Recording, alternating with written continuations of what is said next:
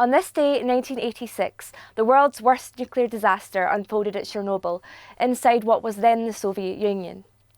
Power problems during a test led to explosions in one of the reactors, resulting in a core meltdown and then an open fire which released tons of radioactive contaminants into the atmosphere, which lasted days.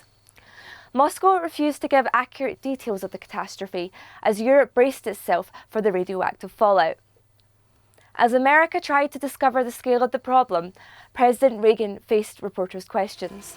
It was half a world away in Hawaii that news of the Soviet nuclear disaster reached the Reagan entourage as the president prepared to leave for Indonesia and the economic summit in Japan.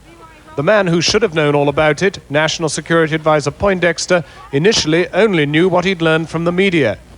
How serious is it? No more than you read in the press, that's all we got. And the president himself Not enough to talk about. didn't yet know enough to talk about it.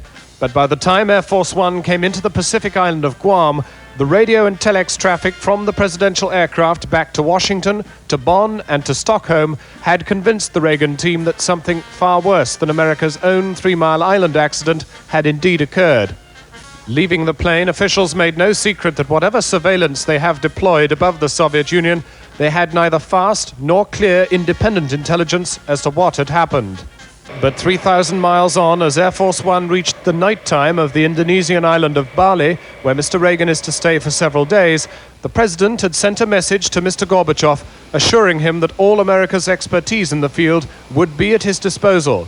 But tonight, no direct signal of any sort has yet been received here from the Russians. Traveling with White House officials, their expressed opinion is that the Soviet nuclear incident not only serves to boost the anti-nuclear movement in Europe, but to confuse Allied opinion at just the moment when the Americans seek to unite it in the build-up to the Tokyo summit.